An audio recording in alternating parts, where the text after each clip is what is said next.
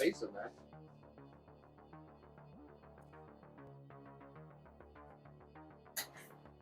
Hello, and welcome to a new series we like to call Shatterpoint Spotlight, where we take units, we break them down ability by ability, and do a unit review of them. For today's unit, we're going to do Lord Maul, accompanied by Gar Saxon and the Super Commando Mandalorians. Now, could you name off a few abilities of Maul? Let's see what he does. Alright, so Maul's first ability is Force Speed. Pay of Force, each character in this unit may do an advance. I think that's a great ability when used in combination with his Sustained by Rage identity ability.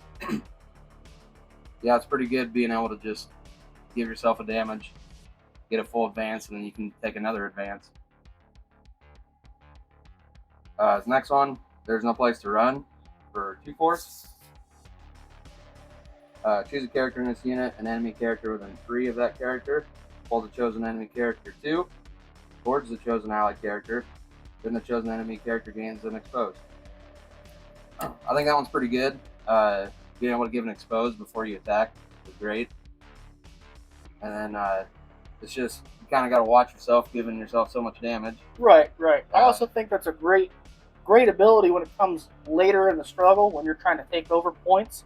And there might be, say, a support unit there that's got 2 characters. They got a little bit of damage on them. You expose them, you hit them hard, and you possibly gain control of that point. Yeah, I mean, I don't know. I've only used Maul twice. One you guys haven't seen yet, and one you have if you watch the Chaos Boxes. The first time I used Maul, I didn't really get to do a whole lot with him. Yep. If you remember, went and picked up a box, spun the wheel, exposed everybody. I think I got the Clan Kreese Mandalorians were all exposed, Bo-Katan got exposed, Ahsoka got exposed, and Maul got exposed. So, Yep. Yeah, I didn't do a whole lot with him that game. But I think you just got to kind of have to watch out for how much damage you're putting on him, especially Yes, if you get him right in the middle. absolutely. Because in a lot of my experience, I've played him quite a few times, and besides him being my favorite character in Star Wars universe, he can be quite the glass cannon. He might be able to deal a lot of damage, but as soon as you start getting damage on him without a way to get rid of that damage, he starts becoming a liability. And at that point, then you start taking extra damage, you get wounds. Yes, they can help with the Sustained by Rage, but it also makes him take more damage in the same thing. What's his next ability? We got Revenge. I must have revenge. When this unit is wounded by a melee attack, after the attack is resolved, one character in this unit may immediately dash and make a 5-dice attack, melee attack, targeting the character that wounded it. I think maybe when you've used him, we might have done that once. Yeah, it's pretty situational. Maybe twice. Because a lot of times when I'm playing him, he doesn't like to chase Maul down and hurt him or anything like that. He likes to stay away. Yeah. Which is respectable. It can be quite dangerous if you get too close to him. Ask the 5-0 first in the how-to video. Yeah, I don't know. It always seems like my supports get too close to Maul. Yep. Then they're screwed. It helps that he's very mobile. That's how he gets to him. Yeah. Well, and then the last one is what we've been talking about already. The Sustained by Rage. While this unit is not wounded, when it would spend a force to use an ability, it may suffer a damage equal to the cost of the ability instead. And then for every 3 damage this unit has, characters in this unit add 1 die to their melee attack rolls. For each injured token this unit has, characters in this unit add 3 dice to their melee attack rolls. So I think that's a great ability. It's nice not being able to use your force, especially when a lot of times you're going to have like 6 force teams. Yep. So you kind of have to limit what you're doing. So if you can just give them a damage to advance or 2 damage to pull someone and give them exposed, that you just can't do that too many times. Yep. Let's take a quick look at his combat trees. And then we'll give him I figure we could give him a grade letter. A grade letter? Yeah. Alright. So we'll look on the Sinister Cunning side first. I wanted to shout out Momentum Struggle. I listen to them a lot. I can't remember the guy's name, but they said somebody went through and averaged the rolls. Most characters get about 2 to 3 through on their trees. So when I'm looking at characters on their combat trees, I kind of just look at the first 2 or 3 on their tree to see if they're any good. Because I mean, you watch the videos, I get 1 or none through on the tree. So if you're Delta, you get about 4 or 5. So just kind of look at 2 or 3 through and see if they're any good. So like, look at Maul's Sinister Cunning side. The first one is a shove and 2 damage, and then you get a reposition and 2 damage. So say you only get 2 through, you look at that, you know, that's not a bad tree right away. And then if you can get the third one, you're either pinned in the damage or an exposed in the damage. So I mean, that's not bad. And then on the expertise charts, I kind of look at the first one. So it's 1 to 2 on the range side is a crit in the damage. It's nice having a crit right away. I think just the damage isn't that great. I mean, it's okay. You're getting another damage through, but I'd rather have maybe more hits so you can get more on the tree, because you can get more stuff on your tree than you can just with 1 damage. Kind of the same with the melee. It's just a crit and a damage right away. And then the defense, 1 to 3 is 2 blocks. So What about his Dark Rage side? I'll let you go over that. I think his Dark Rage side's pretty good when it comes to, you know, doing a lot of damage. If you need to take a point, you need to wound a character, anything like that. Like you said, on average, you get 2 to 3.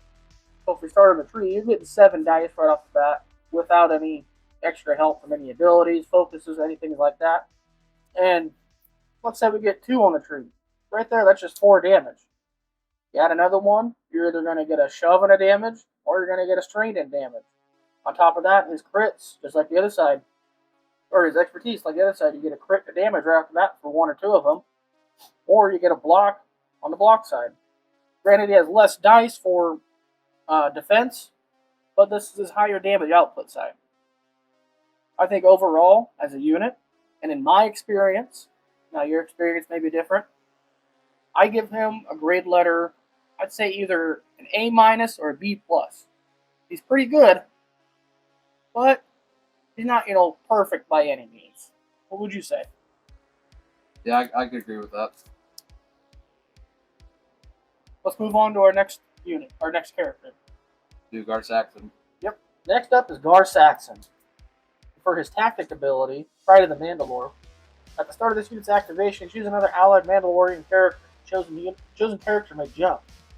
I think that's a great ability, considering there's no range on it, and it can be any character that has a Mandalorian tag on it. So it could be Clan Kryze, it could be the Bounty Hunters in Cad Bane set. They can take that tag along and go with it. So it makes it pretty interesting. We get the ability to jump. What do you think, Cal? I like the jump, just because a lot of this game is elevation terrain. Yes, so, it is. Anytime you can get jumps, I mean, it's the smaller movement. You know, advances are nice. You can get further, but the jumps are definitely better than just the dashes. Yep. So you can at least get up on elevation. Yep. Next, we have his active ability, which is Jetpack for 1 force. Each character in this unit may jump. Once again, with the jumps, they're great. Giving another character the ability to jump and Gar Saxon the ability to jump, that could be all you need to take over a point, win the struggle, you know? Yeah. It also gives you a little bit of mobility, maybe not as much as Lord Maul, but going some of that distance still helps. Yeah, I feel like using Gar Saxon, I like using as many Mandalorians as I can with him, at least. That's the point of him. His reactive ability, Mandalorians are stronger together. This is good, but it could be better. If it didn't, you know, when he gets wounded and injured, it ends up costing more. After this unit makes a move action, it may use this ability. If a character in this unit is within 2 of another allied Mandalorian character, this unit immediately makes a focus action. That's good, but then you got to do some sort of cohesion with other Mandalorians. and sometimes you need to spread them out. So it's good situationally. Granted, it's not bad for free focus.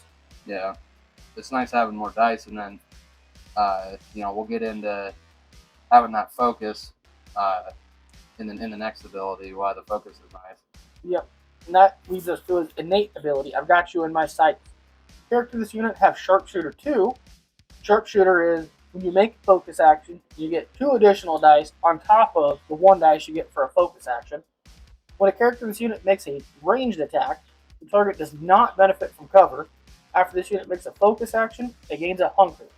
So that is great when it comes to, like, a lot of Galactic Republic likes to get hunker tokens. Well, you're not only getting 3 dice extra, you're also negating any other benefits of hunker tokens and cover and such like that. Especially when you're using Obi-Wan, Yep. where you can keep all your hunkers. This helps you out against that. Yep. And then finally, his last innate ability, Pack Hunter. When a character in this unit makes a melee attack targeting an enemy character that is engaged with another allied Mandalorian character, it adds 2 dice to the attack roll. Now, that hasn't come up a lot when I've played him. I kind of don't like to get him in melee because typically when he gets in melee, there's a Jedi or someone around to really kick his butt, and he struggles with them. And on top of that, you got to be one Mandalorian has to be engaged with that unit, and he has to join in him, kind of like a pack hunter, pack mentality. Pretty situational. I don't think that's came up at all in any of our games. No, I don't think it has. What about a combat tree? All right, we'll go over his combat tree. Like we said, you kind of look at 2 to 3 on the tree. The first one is 2 damage, and then you got a jump and a damage, which again, the jump's nice. And then if you go up top, you can do a shove and 2 damage. So it's nice having that shove. And if somehow you can get a 4th one through up there, you also get a pinned and a damage, which is great. If you can shove someone off the point and then pin them and stick them there, that's great. On his range, he gets 6 dice. It's pretty average. It's, not bad. You can get that focus. That's nice. Get that sharpshooter too. His melee is 7, so he does get more dice for melee. Just the defensive side of it, I don't really like putting him in melee. Right, but with that melee though, and the pack hunter and the Mandalorians are stronger together, he can get going pretty good. But then again, like I said, a lot of times there's Jedi and stuff around that kick his butt. Yeah. I mean, he's got the same defense dice in melee or range, so it's not like it's worse one way or the other. On his range side for his expertise, 1 expertise is a crit, so that's nice getting crits right away. And then what I like is the next one, 2 to 3, you get a crit and a shove. I think that's pretty good. Shoves help out quite a bit in this game. 4 plus is 2 crits and a shove. I've never gotten that. Mm-mm. For melee, 1 is just a hit. That's all right. Not that good. 2 to 3 is a crit and a hit. That's a little better. And then 4 plus, which I don't know, don't normally get that. 2 crits and a damage. His defense expertise, 1 to 3 is 2 blocks. That's not bad. Not bad. And then 4 plus is 3 blocks. Yep. But I mean, say you roll 5 expertise. Well, you wouldn't be rolling 5 if you had a hunker. Sure. 5 or 6 dice, but you roll 4 plus and you're only getting 3 blocks. You'd be better off just rolling 4 blocks. Yeah. Overall, as a grade, I'd probably give him a B. Yeah, I could see some people giving him a B minus to a C. Yep, I could see that. Just kind of, I think some of it's just kind of the luck of the game. Yep. If you can keep your Mandalorians together, and get all the focuses and jumping people and getting the different points. Yep. Next, we'll move on to the Mandalorian Super Commandos. All right, the last one we'll be doing is the Super Commandos. I'll look at their card. First one is Jetpack. Same as Gar Saxon. They have force. He's carried in this unit, may jump. That's a good ability. Yep, it helps out a lot. It's not an advance, where you're getting further into the battle, but you can jump up on a point. That's great. Yep. The next one is Mandalorians are stronger together, which we talked about on Gar Saxons. Yep. So, with this one, kind of like to keep these two together because they'll count each other in that. Making a focus action, and then, later on we'll get to have impact, but being able to get that and get into melee range for that impact one, that's pretty nice. It helps out. The next one is No Mercy. When an enemy character that is engaged with one or more characters in this unit advances or dashes, after the move is resolved, the moving character's unit suffers 2 damage. The moving character is no longer engaged with one or more characters in the unit. We don't really get into that a whole lot. I think if you watch our, it wasn't the Christmas one, the one after maybe, Barasafi, I was attacking one of them, moved out of range, and you asked me, are you out of range? You're going to take 2 damage. So, Yep. I kind of put her back into range. That way I didn't take that 2 damage. So, it comes up every once in a while, but not as much as other abilities do. And it's good, if there's a way that they're going to want to get out of melee with them and they need that 2 damage, you might just force them to stay with you, and then they don't take a point, or they don't go wound somebody else, or whatever. Yeah. And the last one, like we said, the victory or death. Characters in the unit have impact 1. So, the impact 1 is just when you're in melee, you get the extra dice if you take a focus. Yep. So, I don't know, that's nice. They like being in melee. They get an extra dice already for melee, so nice having another one. Yep. Which that brings up the combat tree here. And for their ranged attacks, on their attack side, they get 5 dice. Melee, they get 6. Defense for range, they get 4. And melee, they get 5. So with that impact 1, that's an additional dice on top of the focus dice you get. So that's a couple extra dice in there to try and get something through. Their expertise for range, 1 to 3, is just 1 hit. 4 or more is a hit and a damage. It's okay. It could be better. But like Tal said, they want melee a little bit more. So on their melee side expertise, 1 to 2 expertise is a crit, and 3 or more is 2 crits and a shove, which can be really good. And once again, like Tal said, on average, with a lot of characters, you get 2 to 3 through on the tree. So starting, you get 2 damage right off the bat. After that, if you decide to go top side with them, you can disarm that unit and give them damage and additional exposed as well. That can be quite helpful in some situations, especially against Jedi that like to hit hard. In addition to that, if we take the middle path, they have quite an extensive tree. You can give them 2 damage, then an exposed and a damage, and then 1 more damage. Strain, not exposed. Oh, I'm sorry about that. Good catch. Dummy. Next, we go the bottom route. We get 2 damage, a strained and a damage, and then a jump and a damage. That jump can be very handy in some situations. Whether you're getting a point, or getting away from somebody, or anything like that. What do you think, Tal? Yeah, I think they're all right. I mean, I like the Mandalorians just because they synergize a lot together. You just have to keep them together a lot. It's the only thing. Yep. Splitting them up. I mean, like, you look at the clones, like the supports, there's not a lot of stuff they do together, so you don't really have to keep them together. You can split them up. Mandalorians, you kind of want to keep them together. That's just how I look at it.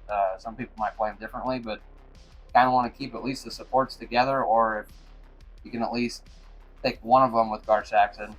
That way you got some of them together. And for a grade, I'd probably give them, in my experience of using them and the way they interact, I'd probably give them a C+ at best. Yeah, I don't know if they're quite a B, but they're not horrible. So They're average at best. yeah. And that concludes Lord Maul's unit review of this Shatterpoint Spotlight video. Thank you for watching. Don't forget to like, subscribe, share, comment. All of it helps. We'll try to get back to you as soon as we can. And remember, if you like this, let us know. Comment. Let us know if you liked it. We're gonna keep doing more of these. So, thanks for watching. remember, this is the way. This is the way.